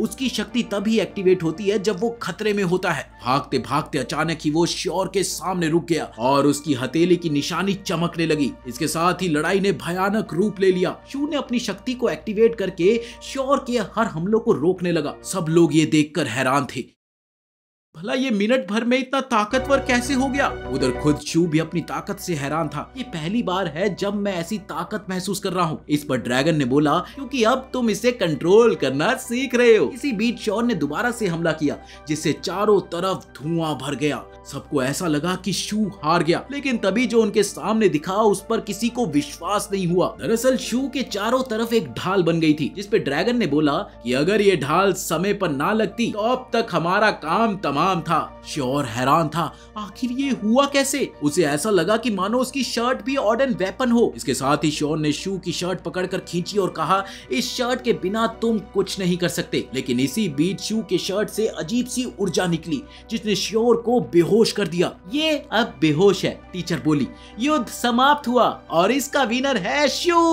अब श्योर को अपना कमरा शू को देना होगा। शू श्योर का कमरा लेने गया, जहां उसके साथ में कुछ स्टूडेंट्स भी थे। इधर बे ने लपलपाते हुए कहा, अब हम 4 लोग हैं, मैं, शू, रियो और रियो से टक्कर लेने वाला लड़का। 2 कमरे हैं तो 2-2 लोग एक कमरे में रहेंगे, शू और रियो और मैं और वो लड़का। बस फिर क्या था, शिफ्ट होने के बाद ही वो जैसे ही रूम में पहुंचे तो रियो ने शू को धक्का दे दिया और बोली, ये हिस्सा मेरा है, समझे? इसे पार किया तो अच्छा नहीं होगा। इधर श्योर अपने कबीले के हेड ऑफिस में पहुंचा, जहां नेता ने उसे डांटते हुए कहा, तुमने वो बेशकीमती जेम खो दिया और पूरे कबीले की बेइज्जती कर दी। हमारे इतिहास में ऐसा पहली बार हुआ है कि हमने वो जेम खो दिया है, समझे? अब नेता श्योर को डांटते जा रहा था और इसी दौरान वहाँ पर एक आदमी अंदर आया, जिसने उसे बताया कि बाहर एक स्टूडेंट आपसे मिलना चाहता है। ये स्टूडेंट तलवार खानदान का सबसे ताकतवर लड़का था। इधर स्टूडेंट्स की junior teacher deputy head mistress से मिलने के लिए पहुंची और वो बोली, प्योर कलर्स कबीले हाल में ही बहुत आक्रामक हो गया है। उनका ये भी रिकॉर्ड रहा है कि वो जब जब हारे हैं वो बदला लेने जरूर आते हैं। इस पर हेड मिस्ट्रेस ने उसे जवाब दिया कि तुमने ही कहा था ना कि उल्का पिंड जेम चोरी हो गया है, तो हो सकता है कि उनका कबीला उसकी खोज में हो। वैसे भी उनके ज्यादातर स्टूडेंट्स साउथ दिल्ली के वो नमूने हैं जिनके परिवार वाले एकेडमी में ऊंचे पदों पर है। इसलिए अभी के लिए सबसे जरूरी बात ये है कि तुम शू पर नजर रखो, पर ध्यान रहे किसी को पता नहीं चलना चाहिए। उस रात शू अकेला था। वो इस सोच में डूबा हुआ था कि मेरा डीमन कमाल का है, मैं इसमें कुछ भी स्टोर कर सकता हूँ। उसने देखा कि वो ओल्का पिंड यानी कि जैम पत्थर उसी के पास था। ये देखकर वो हैरान रह गया। भाई साहब, अबे ये तो वही पत्थर है जिसे शॉट ढूंढ रहा था, लेकिन ये मेरे पास आया तो आया कैसे? फिर उसने देखा कि वैसा ही एक और पत्थर भी उसके पास था। लियो भाई, अब ये दूसरा पत्थर कहाँ से आया? तभी अचानक एक तेज रोशनी के साथ दोनों पत्थर मिलकर एक गोल चमकता हुआ गोला बन गए। इस दौरान शू ने महसूस किया कि रियो हिल रही थी, तो वो झट से सोने का नाटक करने लगा। उसने देखा कि रियो खिड़की से बाहर जाने लगी। ये देखकर उसके दिमाग की बत्ती जली और वो अब ये सोचने लगा कि ये आखिर चल क्या रहा है और ये दरवाजे से बाहर क्यों नहीं गई। शू, कुछ तो गड़बड़ है बेटा। बस फिर क्या था, वो भी चुपचाप उसके पीछे निकल पड़ा। उधर रियो तेजी से भाग रही थी, लेकिन उसने जल्दी ही ये महसूस किया कि शू उसका पीछा कर रहा है, इसीलिए उसने रास्ता बदलकर शू को चकमा दे दिया। इधर शू पेड़ों के पीछे उसे ढूंढने में लगा ही था कि तभी उसे एक चमकती हुई जगह दिखी। ठीक इसी समय वो लड़का जो हमेशा रियो से मुकाबला करता था, वो भी रियो का पीछा करने लगा। उधर रियो भागते भागते गिर गई और उसे ये लगने लगा कि वो बहुत कमजोर हो गई है। उसने अपनी बाकी बची ताकत से एक संदेश भेजने की कोशिश की, लेकिन बेचारी की बुरी किस्मत, एकेडमी की सुरक्षा परत के बाहर वो संदेश नहीं जा सका। वो लड़का उसकी एनर्जी खत्म होते देखकर वहां से चला गया। थोड़ी ही देर में रियो उठी और बोली, अगर मेरी ताकत वापस नहीं आई तो मैं अपना रूप नहीं छुपा पाऊंगी, जिससे मेरी असली पहचान सबके सामने आ जाएगी। इसके साथ ही उसने अपना भेष उतार दिया और चांदनी रात में चांद के नीचे खड़ी होकर एनर्जी खींचने लगी। दूसरी तरफ शू अब भी रास्ता भटक चुका था। अरे यार, सब उस हुड वाले की वजह से हुआ है, वरना मैं तो घर पहुंच जाता। इसी बीच उसे एक जानी पहचानी रोशनी दिखी, जिसे देखकर वो दौड़ता हुआ वहां पर पहुंचा। वहां रियो अपने असली रूप में एक लड़की की तरह खड़ी हुई थी। तूने ये देखकर हैरान होकर सोचा, ये लड़की ये एकेडमी में क्या कर रही है? अभी रियो ने भी उसे देख लिया और अगले ही पल वो वहां पर बेहोश हो गई। शू भागकर उसके पास पहुंचा और उसने देखा कि वो हिल भी नहीं रही थी, तो वो उसे उठाकर वापस अपने कमरे में ले आया। घर पहुंचकर उसे कुछ भी समझ नहीं आ रहा था कि वो अब करे तो करे क्या।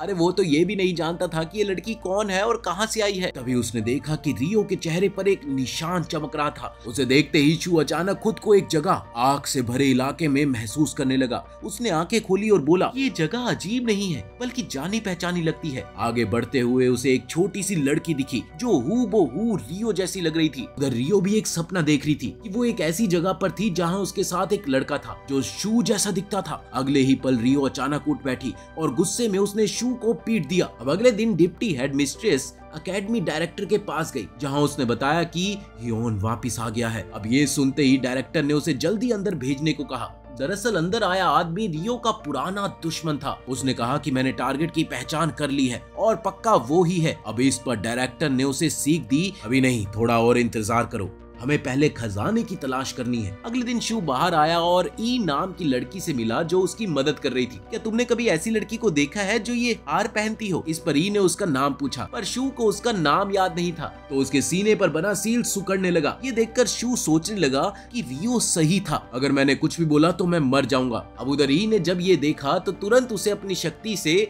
उसने ठीक किया। इसके बाद ये अपने कबीले के नेता से मिली और पूछा कि क्या आप हुआ नाम की किसी फैमिली को जानते हैं? नेता बोला, ये नाम मैंने मास्टर के मुंह से कई बार सुना है। वो एक बहुत ही ताकतवर परिवार थे जिनकी इमोन पर गहरी पकड़ थी। उनकी ख्याति दूर दूर तक फैली थी, लेकिन पिछले युद्ध में जब उन्होंने ईमो टेम्पल से लड़ाई की, पूरा हुआ परिवार मारा गया। तब से उनका नाम कोई नहीं लेता। पर तभी नेता ने पूछा, तुम अचानक इस परिवार के बारे में क्यों पूछ रही हो? इस पर ई बोली, कुछ नहीं, और वो वहाँ से चली गई। थोड़ी देर बाद इधर शू आया और उससे अपने परीक्षण का नक्शा ले लिया। रास्ते में वो सोचने लगा, मुझे नहीं पता था कि एकेडमी में ऐसी जगहें भी होती है। फिर अचानक दो लोग प्योर कलर्स कबीले से निकलकर उस पर हमला कर बैठे और बोले, हमें जैम की जगह बता दो।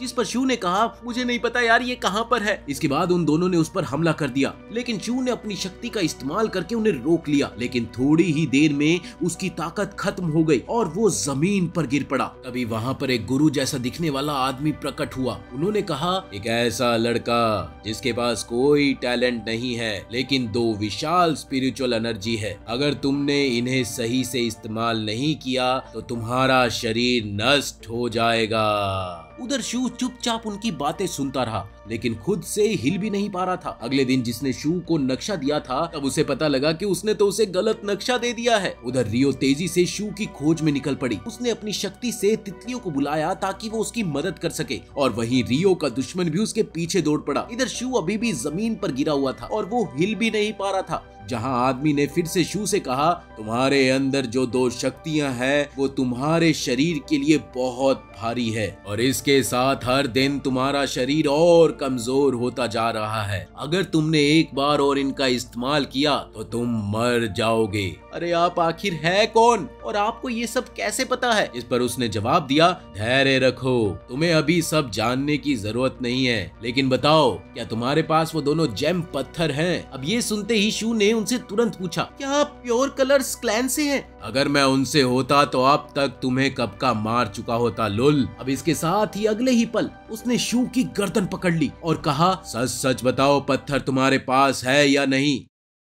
और जैसे ही शू ने मना किया कि उसके पास वो पत्थर नहीं है, तभी उस आदमी को गुस्सा आ गया। शू ने पूछा, आपको कैसे पता कि 2 पत्थर हैं? अब इसका जवाब देते हुए उसने कहा, मैंने कहा ना, सब जानने की जरूरत नहीं है। ये दोनों पत्थर अकेले किसी काम के नहीं है, लेकिन जब इन्हें मिलाया जाए तो ये एक चाबी बन सकते हैं, ड्रैगन लिंक को ढूंढने की चाबी। अब ये ड्रैगन लिंक कौन है? इसी बीच मुखोटे वाले आदमी ने देखा कि प्योर कलर्स क्लैन के सदस्य आ रहे हैं। उसने कहा, अब मुझे जाना होगा। वो शू की तरफ एक फल फेंकते हुए बोला, अगर मरना नहीं चाहते तो इसे खा लो, इसके अंदर की ऊर्जा तुम्हें थोड़ी देर तक बचा सकती है। शू ने वो फल खा लिया, जिससे उसमें कुछ ताकत लौटी और उसने हमलावरों को हरा दिया। अब इसी बीच रियो भी शू की जगह ढूंढ चुकी थी और वहां पर पहुंच गई, लेकिन मुखोटे वाला आदमी तब तक वहां से जा चुका था। रास्ते में उसे रियो का दुश्मन मिला जो डायरेक्टर के लिए काम करता था, और उसने मुखोटे वाले आदमी पर हमला कर दिया। पर वो जल्दी ही समझ गया कि वो कोई असली शरीर नहीं बल्कि एक पपेट था, पपेट। फिर अगले दिन रियो शू को बाई के पास ले आई, जहाँ एक बड़ा पत्थर उनके ऊपर गिरने वाला होता था, लेकिन रियो दोनों को धक्का देकर बचा लेती है। इसी बीच वहाँ जेन की एंट्री हुई, जिसने आते ही कहा, तो तुम ही हो शू, तुमने फैला रखी है इतनी भसड़, अब मैं खुद तुम्हें खत्म करने आया हूँ। दरअसल जेन प्योर कलर्स क्लैन का लीडर था। अब इसी बीच रियो उस पर हमला करने की कोशिश करती है, लेकिन जेन उसे पत्थरों से बंद कर देता है। उधर बाय ने भी बम फेंका, लेकिन जेन उन्हें पलट देता है और कहता है, अरे तुम लोग मेरी शक्ति को नहीं समझते, अगर तुम वो जेम दे दोगे तो मैं तुम्हें मारूंगा नहीं, लेकिन अगर नहीं दिए तो तुम्हारी मौत निश्चिंत है। अब तुम सोच लो तुम्हें क्या करना है। जेन शू को पकड़कर पहाड़ी पर ले गया, जहां वो उसे मारने ही वाला होता है कि तभी रियो पौधे से हमला करके उसे दूर फेंक देती है और शू को गिरने से बचा लेती है। अब इसके साथ ही जैसे ही वो भागने की कोशिश करते हैं तो उन्हें 2 पुराने जानने वाले लोग मिले, जहां लड़की शू के पास जाकर कहती है, पत्थर इसके पास नहीं है, कुछ और है। वो पत्थर निकालती है और अपने लीडर को देती है। ये रही वो चाबी, अब मैं ड्रैगन को ढूंढ सकता हूँ और एकेडमी के पूरे राज्य पर राज भी कर सकता हूँ। तुम लोग हमारे बारे में बहुत कुछ जानते हो, इसीलिए तुम्हें यही खत्म करना होगा। ये कहते हुए वो उनके ऊपर एक बड़ा सा पत्थर फेंकता है, लेकिन वो उन तक नहीं पहुँच पाता। जैन देखता है कि वही 2 पुराने लोग पत्थर को रोक रहे हैं, और इस दौरान लड़की कहती है, अब हम शू को नहीं मरने देंगे, पूरी एकेडमी तुम्हें खत्म करना चाहती है, अगर तुम हमारे साथ आओ तो हम तुम्हारी मदद कर सकते हैं। जिस पर जेन उससे पूछता है कि तुम लोग हो कौन? हम वो दरवाजा है जो तुम्हें इस जाल से निकाल सकता है, समझे क्या? उधर अगले दिन सभी छात्रों को बुलाकर मास्टर कहता है, डायरेक्टर ने फैसला किया है, प्योर कलर्स क्लैन को खत्म कर दिया जाएगा, सभी को बंदी बनाया जाएगा। उसके बाद ऐसा ही होता है और सभी सदस्य खत्म कर दिए जाते हैं। इधर रात में रियो बाहर जाने लगी तो शू ने सामने आकर उसे थैंक यू बोला, थैंक यू, जिस पर रियो कुछ नहीं कहती और चली जाती है। अरे यार, ये लड़की कब जवाब देगी? अब शू सारी रात बस इसी सोच में पड़ा रहा कि ये मुखोटे वाला इंसान कौन था, उसने मुझे चाबी क्यों दी? उसे याद आता है कि उसने कहा था कि पहाड़ पर तुम्हारा इंतजार करूंगा। अब दूसरी ओर रियो फिर उसी शख्स से मिलती है जिससे वो पहले मिली थी, जहां उसने शू के बारे में खोज खबर ली और उसने ये भी कहा कि अगर तुम्हारी सुरक्षा ना होती तो वो मर चुका होता, शायद तुम दोनों ही मर गए होते। अगले दिन मास्टर सभी स्टूडेंट से कहता है, अब तुम्हारी परीक्षा तुम्हारी मेहनत पर डिपेंड करेगी दोस्तों, ओके, बेस्ट ऑफ लक। अब इसके साथ ही सभी स्टूडेंट्स ट्रेनिंग में लग गए। उधर मास्टर शू को देखकर कहता है, अब आराम करो, अगर ज्यादा कोशिश करोगे तो सब गवा दोगे। ये सुनकर शू पेड़ के नीचे बैठ गया और फिर मास्टर सभी को बताता है ये सिर्फ पहली परीक्षा है, सभी मास्टर्स इसमें रहेंगे, खुद को और मजबूत बनाना जरूरी है। उसने शू से ये भी कहा कि अगर तुम टेस्ट नहीं दे सकते तो ठीक है, आराम करो और अगले साल आओ, मैं डायरेक्टर से बात करूंगा। ये सुनकर शू खड़ा कुछ सोच ही रहा था कि तभी वहाँ पर ड्रैगन प्रकट हुआ, जिसने कहा कि तुम्हारे मास्टर सही है, तुम्हारा शरीर इतनी ताकत नहीं सह सकता, जाओ पहले अपनी ताकत वापस पाओ। अब उधर शू ने घर जाकर सोचा कि मैं फोंग जैसा हीरो बनना चाहता हूँ, लेकिन छी यार, पहली परीक्षा तक नहीं दे पाया। इसके साथ ही वो बाहर निकल गया और पहाड़ चढ़कर वो वहाँ उस मुखौटे वाले आदमी से फिर से मिलता है, जहाँ वो उसे बस ये कहता है कि मैं बस अपनी ताकत वापस चाहता हूँ। ये सुनते ही मुखौटे वाला आदमी जेम लेकर उस पर एनर्जी लगाता है, जिससे 2 सेकंड में कई सारे दरवाजे खुल जाते हैं। जिसके साथ ही उसने बताया ड्रैगन लिंक की ताकत एकेडमी के हर कोने में है और इस चाबी से हम उसे ढूंढ सकते हैं। इसी बीच वहाँ मॉन्स्टर आ गए, जिन्हें देखकर शू घबरा गया। उसने डर कर पूछा, अरे यार अब ये कौन है? वो आदमी उसे बताता है कि ये ड्रैगन की रक्षा करने वाली आत्माएं हैं। फिर वो उन्हें लड़ते हुए रोकता है और कहता है तुम भागो और ड्रैगन तक पहुंचो। ये सुनकर शू वहां से दौड़ जाता है और एक कमरे में पहुंचता है, जहां उसे एक हरे रंग की रोशनी और ड्रैगन के आकार का पत्थर दिखाई दिया। वो जैसे ही उसे छूने गया तभी एक चमकदार रोशनी कमरे में चारों ओर फैल गई और अगले ही पल दरवाजा बंद हो गया। दरअसल सुरक्षा कवच टूट चुका था। अब शू के अंदर से एक बहुत ही बड़ी शक्ति निकलने लगी थी, लेकिन वो किसी और ही सोच में पड़ा था कि ड्रैगन लिंक कहाँ गया, मुझे इसे इसकी जगह पर वापस रखना होगा। अब जैसे ही वो बाहर निकला तो उसने देखा कि वो इमारत भी गायब हो गई थी। ये देखकर उसने सोचा अब यार ये सब कुछ बाद में देखेंगे, मुझे टेस्ट के लिए भी पहुंचना है। अब इधर सभी स्टूडेंट्स एग्जाम सेंटर की ओर बढ़ने लगे, जहां रियो ने बाय से पूछा क्या शू तुम्हारे साथ नहीं है, जिस पर बाय ने जवाब दिया मुझे तो लगा कि वो तुम्हारे साथ है। परीक्षा शुरू होने ही वाली थी और सभी लोग शू को इधर उधर ढूंढ रहे थे, लेकिन परीक्षा उसकी अनुपस्थिति में शुरू हो गई। पहली लड़ाई बाय और स्टूडेंट लॉन्ग के बीच में हुई, जिसमें बाय बड़ी आसानी से जीत गया। लड़ाइयां लगातार चलती रही और हर स्टूडेंट अपने विरोधी से लड़ता रहा। अब इसी बीच बाय ने बगल में देखा तो शू भी वहाँ पर आ चुका था। वो उससे बात करने ही वाला था कि तभी शू ने बोला मेरा भी मैच है, हम बाद में बात करते हैं ना यार प्लीज, और वो अपनी लड़ाई के लिए चला गया। अब जैसे ही मैच शुरू हुआ बाय ने देखा कि शू ने अपने विरोधी को एक ही वार में हरा दिया। ये मंजर देखकर पूरे एकेडमी वाले हैरान हो गए। कोई यकीन ही नहीं कर पा रहा था कि एक रंगीन छात्र ने आखिर इतनी ताकत हो सकती है। उधर मास्टर को भी अपनी आंखों पर भरोसा नहीं हो रहा था, तो उसने कहा मुझे विश्वास नहीं हो रहा कि ये रंगीन स्टूडेंट की ताकत है। लेकिन तभी उन्होंने देखा कि शू जमीन पर गिर पड़ा। सभी लोग उसके पास भागे और घबराए हुए उसकी जांच करने लगे। इसी बीच थियो मंदिर के पास कुछ लोग एकेडमी में घुस आए और उन्होंने स्टूडेंट्स पर हमला कर दिया। जो लड़की शू की मदद कर रही थी उसने अपने दोस्त का हाथ पकड़ा और भागने लगी। उधर बे शू को ढूंढने निकला, लेकिन जैसे ही वो उसके पास पहुंचा वहां शाई आ गया और उसने उसे एक झटके में उड़ा दिया। फिर शाई शू के सामने खड़ा होकर बोला आखिरकार हम मिल ही गए। लेकिन वो कुछ करता उससे पहले ही उस पर हमला हो गया। दरअसल ये एकेडमी का हेडमास्टर था। उसने अगले ही पल बड़ी जोर से ललकारते हुए कहा काफी वक्त हो गया है शाही ओटमोन के राजा, पिछली लड़ाई के मुकाबले तुम कमजोर हो चुके हो, मैं तुम्हारा हिसाब बराबर करने आया हूँ। जिस पर हेडमास्टर ने जवाब दिया असल में मैं तुम्हारा हिसाब बराबर करने आया हूँ। उसने सभी स्टूडेंट्स और गार्ड्स को इकट्ठा किया और रियो के दुश्मन को आदेश दिया कि वो बाकी मंदिर के लोगों से गार्ड्स के साथ मिलकर लड़े। देखते ही देखते हेडमास्टर शाही से अकेले भिड़ गया। मुझे तुम्हारी सारी योजनाओं की खबर थी और शू से जुड़ी तुम्हारी सारी साजिशें। तब हेडमास्टर ने कहा कि घबराओ मत, ये सिर्फ ड्रैगन किंग है, लेकिन जब तक वो शू के शरीर में है वो किसी को नुकसान नहीं पहुंचा पाएगा। लेकिन तभी शू असिस्टेंट हेडमास्टर की तरफ भागा और उसकी शक्ति कमजोर होने लगी। अभी प्योर कलर कबीले के सदस्य और उनका नेता सबके सामने आया, जिसने एक ही पल में सभी को बांध दिया और शू को अपने साथ ले गए। ये देखकर हेडमास्टर बोला उन्होंने शक्ति का इस्तेमाल किया है जिनसे मैं उनका पता लगा सकता हूँ, वो पिछले महान युद्ध की जगह पर है या नहीं। उसने कहा कि सील टूट चुकी है, हमें 4 घंटों के अंदर इसे फिर से बंद करना होगा वरना बहुत देर हो जाएगी। इसके साथ ही शू को ऐसी गुप्त गुफा में ले जाया गया जहाँ पर भयंकर सिक्योरिटी लगा दी गई थी। दूसरी ओर हेडमास्टर और उसके साथी उस जगह की ओर दौड़ने लगे। वहीं शू के भीतर मौजूद ड्रैगन किंग ने उससे कहा अबे हार मान लो और विरोध मत करो। लेकिन शू ने बोला मेरे पास रंगहीन की शक्ति है, वो शक्ति जिससे हेडमास्टर ने तुम्हें हराया था। जिस पर डीमन किंग ने पलटकर जवाब दिया कि वो सिर्फ एक मामूली इंसान है जो इस साम्राज्य की जादुई ताकत को अपने लिए हासिल करना चाहता है। उसी समय उधर मी भी अपनी टीम के साथ दौड़ रही थी। वो अचानक से रुक गई और बोली, तुम्हें पहले से पता था ना कि आज एकेडमी में ऐसा कुछ होने वाला है? हाँ, मैंने जानबूझकर प्योर कलर्स क्लेन ज्वाइन किया था। सच्चाई ये है कि शू के शरीर में डीमन किंग बसा हुआ है, ये मुझे पता था और मंदिर का मकसद भी बस उस शू के शरीर को पाना है और कुछ नहीं। ये सुनते ही मी ने कहा, तो इसीलिए तुमने प्योर कलर क्लेन और मंदिर दोनों को ज्वाइन किया? देखो, मैं शू की मदद के लिए कुछ भी करूंगी। मैं सिर्फ खड़ी होकर ये नहीं देख सकती कि डीमन किंग उसके शरीर को काबू में लेकर उसकी सारी मेहनत मिट्टी में मिला दे, समझे तुम? उधर शू अब भी डीमन किंग का विरोध कर रहा था। उसने एक धुएं जैसा जादू छोड़ा जो पूरे इलाके में फैल गया। तभी हेडमास्टर और उनके साथी वहां पर पहुंच गए और उन्होंने देखा कि धुएं की वजह से वहां राक्षसी जीव उठ खड़े हुए हैं और फिर वो सभी उनसे लड़ने लगे। इधर प्योर कलर क्लेन और उनके साथी हमला कर रहे थे, वहीं शू के शरीर के अंदर की ताकत धीरे धीरे खत्म हो रही थी। उसने सोचा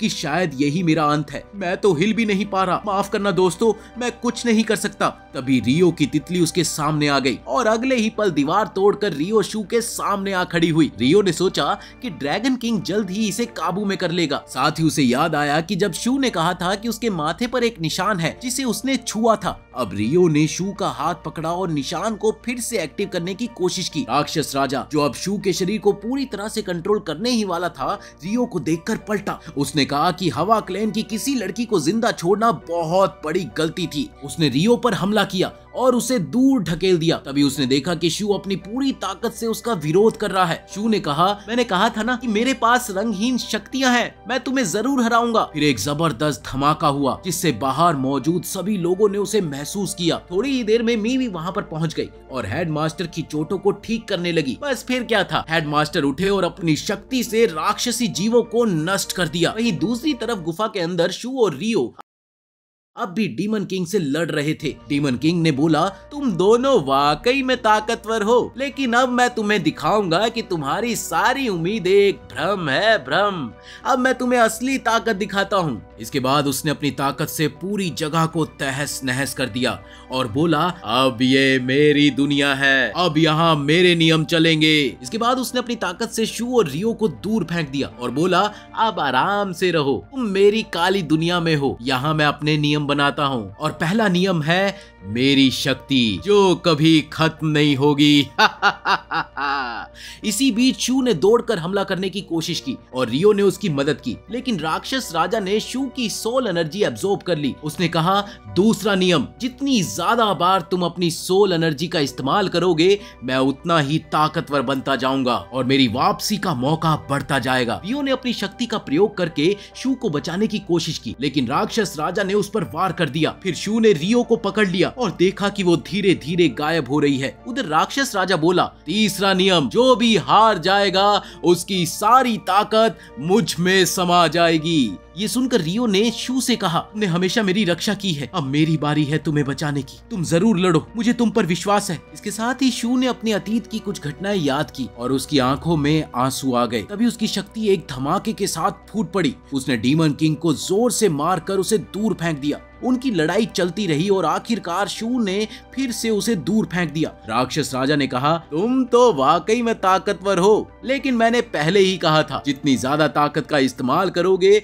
उतनी जल्दी मैं तुम्हारे शरीर को काबू में ले लूंगा। ये सुनकर शू ने अपनी शक्ति का प्रयोग करना बंद कर दिया और बोला, अब मैं अपनी शक्ति का इस्तेमाल नहीं करूंगा, मैं पहले से ही कमजोर था, लेकिन मैंने कभी तुम्हें स्वीकार नहीं किया। मैं सोचता था कि अगर मैं एकेडमी ज्वाइन करूंगा तो ताकतवर बन जाऊंगा। जिस पर डीमन किंग ने बोला, अब तुम समझ चुके हो कि तुम मुझे नहीं हरा सकते, खासकर कि तब जब तुम मेरी ही दुनिया में लड़ रहे हो। लेकिन चिंता मत करो, मैं तुम्हें मारूंगा नहीं, मैं तुम्हें खुद में शामिल कर लूंगा, तुम्हें इस पर गर्व होना चाहिए। ये सुनकर शू ने कहा, मुझे मौत से डर नहीं लगता, मौत तो जीवन का हिस्सा है। मैंने रियो से वादा किया था कि मैं लड़ूंगा, चाहे मेरी जान भी क्यों ना चली जाए। अगले ही पल डीमन किंग ने उस पर हमला किया, लेकिन शू ने डटकर उसका सामना किया। वो तब तक लड़ता रहा जब तक उसका एक हाथ नहीं कट गया। फिर भी वो आगे बढ़ा और हमला करता रहा, यहाँ तक कि उसका दूसरा हाथ भी कट गया। ये देखकर डीमन किंग ने उसे पकड़कर कहा, तुम सबसे ज्यादा जिद्दी इंसान हो जिसे मैंने देखा है। मैं तुम्हारी हिम्मत की कदर करता हूँ, लेकिन ये सब बेकार है, बेकार। ये सारी बहादुरी सिर्फ उस लड़की की वजह से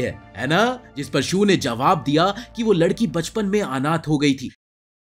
क्योंकि उस समय होया क्लैन को पूरी तरह से खत्म कर दिया गया था। फिर उसने देखा कि वो जगह खुद पर खुद टूटने लगी है। होया क्लैन भले ही नष्ट हो चुका हो, लेकिन वो लड़की हमेशा मेरे साथ है। तभी एक बहुत बड़ा धमाका हुआ और ड्रैगन की सारी एनर्जी आसमान में फैल गई। अब प्योर कलर क्लेन और ईमो मंदिर के सभी लोग वहाँ से भाग गए। हेडमास्टर भागते हुए नीचे आए और उन्होंने शू और रियो को अपने पास पाया, जहाँ शू ने अपनी आंखें खोली और देखा कि रियो उसके सामने खड़ी है। उसने पूछा, क्या हुआ? रियो ने जवाब दिया, हेडमास्टर आए और उन्होंने मुझे बचाया और राक्षस राजा को फिर से तुम्हारे अंदर सील कर दिया। अब एकेडमी तुम्हारी मदद करेगी। मास्टर नीचे तुम्हारा पहला टेस्ट लेने के लिए इंतजार कर रहे हैं। फिर वो हेडमास्टर से मिलने के लिए गई, जहां उसने हेडमास्टर से कहा कि मैं यहाँ आपका धन्यवाद करने के लिए आई हूँ। जिस पर हेडमास्टर ने कहा, अरे पागल हो गई हो क्या? बल्कि मुझे तुम्हारा धन्यवाद करना चाहिए। तुम्हारी वजह से हम डीमन किंग को सील कर पाए हैं और साथ ही शू को भी बचा लिया हमने। पर सफर अभी बाकी है मेरे दोस्त। नेक्स्ट एनीमे क्या होगा ये डिसाइड करेगा आपका कमेंट। जिस एनीमे के सबसे ज्यादा कमेंट होंगे वही होगा हमारा अगला एपिसोड का हीरो। तो देर किस बात की,